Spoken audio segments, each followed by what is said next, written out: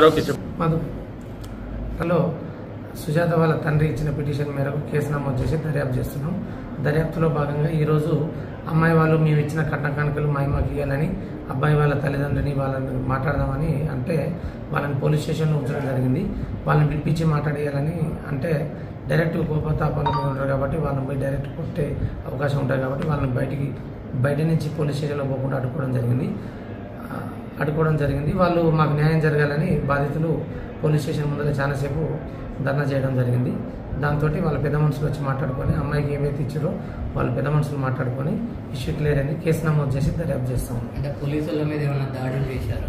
Police స్టేషన్ల మీద కానీ పోలీసు వాళ్ళ మీద కానీ దాడి కానీ గాయాలు కానీ ఎటువంటిది ఏం లేదు. చిన్న చిన్న గాయాలు అయినట్టు అవన్నీ కనిపిస్తున్నాయి కదా సార్. అవన్నీ నేమ్ ప్లేట్ అవన్నీ ఊడిపోయినాయి కదా. ఎవరితో వస్తే ఊడిపోయినాయి అవన్నీ. ప్రజలు వాళ్ళందరూ లోపలికి వచ్చే క్రమంలో వాళ్ళు అడ్డుకోవడం జరిగినప్పుడు నేమ్ ప్లేట్ ఊడిపోవడం జరుగుతుంది. గాజులు వెళ్ళిపోయి గీరుకోవడం అనేది న్యాచురల్గా జరుగుతూ ఉంటుంది. గుంపులో తొప్పులాట్లు అసలు జరుగుతుంటాయి.